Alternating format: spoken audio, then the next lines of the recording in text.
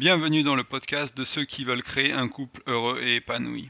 Je partage avec toi des idées, des outils, des stratégies pour passer ton couple au niveau supérieur, pour que tu développes plus de complicité et que tu vives dans l'amour. Le podcast est disponible sur toutes les plateformes, pense à t'abonner pour ne rien rater. Bonjour et bienvenue sur En Amour, une émission qui parle de couple, d'amour et qui t'aidera à créer la relation que tu souhaites et celle que tu mérites. Dans l'émission d'aujourd'hui, on parle de la difficulté d'être en couple et de rester en amour. Je vais te présenter 3 clés aussi qui vont t'aider à créer ce sentiment d'amour, ce couple aimant, ce couple qui se comprend, qui communique bien et qui reste comme j'allais me l'appeler, dans l'amour. Être en couple n'est pas toujours une chose facile. Parfois on ressent de l'isolation, parfois on a de la peine, on est aussi heureux, on a aussi beaucoup d'amour, mais c'est quelque chose qui n'est pas toujours une expérience heureuse et satisfaisante. Et beaucoup de couples ont des problèmes à ce niveau-là, justement. Beaucoup de couples n'arrivent pas à rester dans l'amour, n'arrivent pas à rester dans le bonheur, et, euh, et vont dans la peine, dans la douleur, dans les engueulades, dans les disputes. Mais au-delà de ça, il y a quelque chose qui revient tout le temps, c'est que même après une rupture difficile, même après plusieurs ruptures difficiles, même après un mariage raté ou une entreprise ratée ensemble en tant que couple, on revient toujours vers l'autre, et pas nécessairement le même qu'avant ou la même qu'avant, mais un nouvel autre. On cherche une autre personne avec qui être en couple. Et c'est quelque chose que vous avez probablement expérimenté. Une fois en pleine rupture, vous n'en avez plus envie d'être avec quelqu'un, vous avez besoin de temps pour vous-même, vous avez besoin de vous recharger. Mais dès que cette période-là est passée, vous avez une grande envie de retrouver quelqu'un d'autre avec qui partager votre vie, pour combattre la solitude, pour partager l'amour tout simplement, l'amour d'être avec quelqu'un d'autre. Maintenant qu'on a parlé d'amour, j'aimerais qu'on prenne un moment pour regarder un peu l'évolution de l'amour et du couple dans ces dernières décennies, peut-être ce dernier centenaire. J'aime beaucoup le travail d'Esther Perel, c'est une psychologue américaine, et elle a une métaphore qui marche très bien, je trouve, pour ça. En fait, elle explique que au fil du temps, les relations amoureuses, elles ont évolué. On avait, ne serait-ce qu'il n'y a pas si longtemps que ça, on avait un village, on avait une communauté, on avait un groupe de personnes autour de nous qui nous aidaient à satisfaire nos besoins. Et dans notre société actuelle, notre partenaire doit faire tout ça.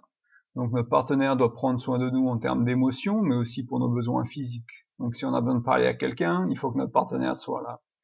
Si on a besoin d'un doigt au-dessus de la tête et de former une famille, bien sûr, ça va être notre partenaire. Mais si on a besoin de rigoler, ça va être notre partenaire aussi. Si on a des besoins sexuels, ça va être notre partenaire aussi. Tous les besoins qu'on peut imaginer ou avoir, on attend de l'autre qu'il les satisfasse. Et c'est des attentes qui sont très très hautes. C'est des attentes qui n'ont jamais été aussi hautes l'un envers l'autre. Et c'est donc l'une des raisons pour lesquelles il est douloureux et difficile d'être en couple. Pour vous aider à être en couple et à être plus heureux, j'aimerais partager avec vous 3 clés.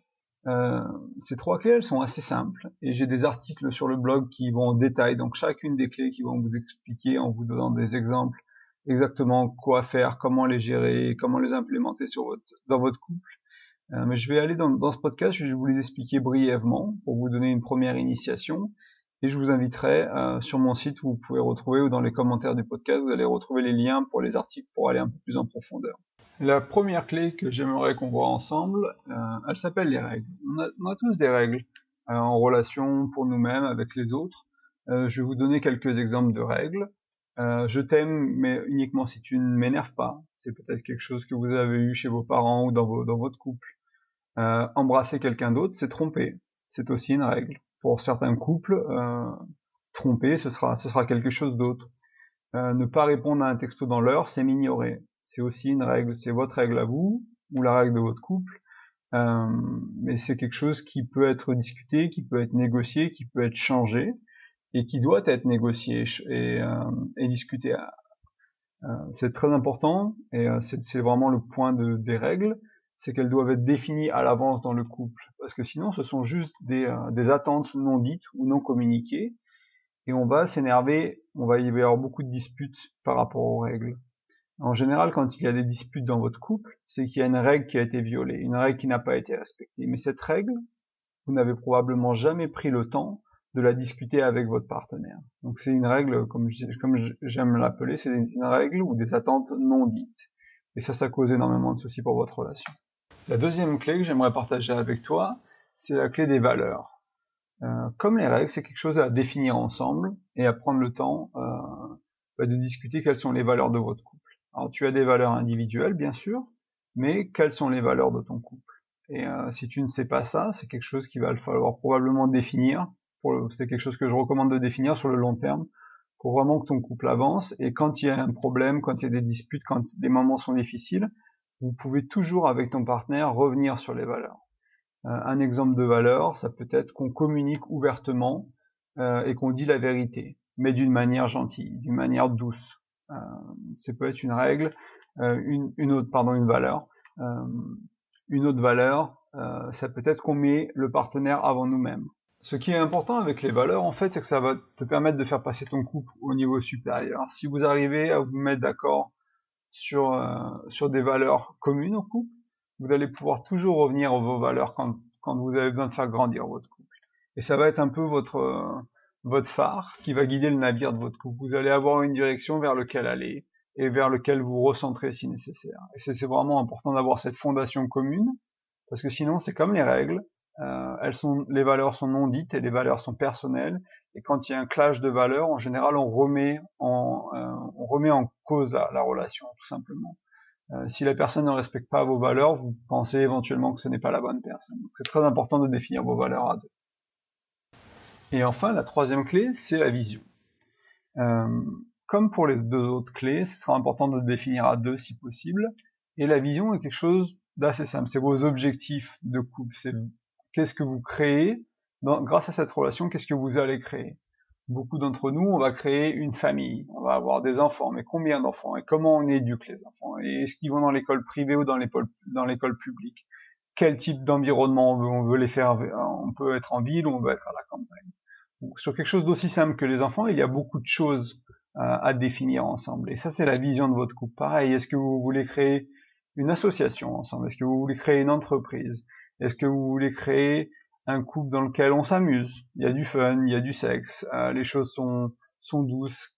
Quelle est la vision de votre couple? Quel est le couple parfait ou quel est le couple idéal que vous voulez? Et créez ça avec votre partenaire. Prenez du temps, prenez une soirée, prenez plusieurs soirées, et ce qui est important avec la vision, c'est qu'elle va évoluer au fil du temps. Quand vous avez 20 ans, 30 ans, 40 ans, 50 ans, votre vision du couple n'est pas la même, vos besoins ne sont pas les mêmes.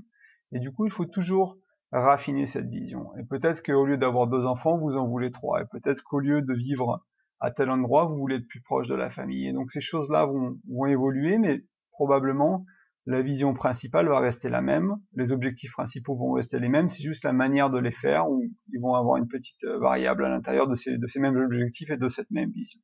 Et voilà, donc on a terminé pour aujourd'hui avec les 3 clés. Comme je le disais, il y aura un lien en bas du podcast avec les liens. Il y aura des liens pour les articles qui vont vous expliquer comment mettre ces clés en place avec plus d'exemples et plus de détails sur chacune des clés. Donc je vous invite à lire les articles. J'aimerais bien qu'aussi en commentaire de ce podcast que vous me dites qu'est-ce qui est dur pour vous en amour, parce qu'on a vu au début du podcast que être en couple c'est pas toujours marrant, c'est pas toujours facile, et du coup quels sont les problèmes que vous rencontrez et quels sont les problèmes que vous n'arrivez pas à résoudre. Comme ça fera le sujet ou prochains articles de blog ou éventuellement prochain podcast, et j'aimerais bien y répondre et en espérant vous aider. Les 3 clés qu'on a partagées aujourd'hui, des règles, les valeurs et la vision, sont des fondations du couple. Dans un couple qu'on appelle conscient, c'est vraiment quelque chose qu'il faut prendre le temps de définir, et ça va vous aider à régler toutes ces disputes, tous ces problèmes, parce que vous allez opérer avec les mêmes repères, vous et votre partenaire. Avant qu'on se quitte, je tenais à te remercier d'avoir pris le temps d'écouter mon podcast. Ce n'est que le 2e, donc j'apprends. C'est le début pour moi. La qualité du sonore devrait être meilleure maintenant que j'ai un vrai micro. Donc je prends les feedbacks aussi à ce niveau-là. Et je te souhaite une très bonne semaine, une très bonne journée, un très bon couple et beaucoup de bonheur. Et puis je te dis à très bientôt.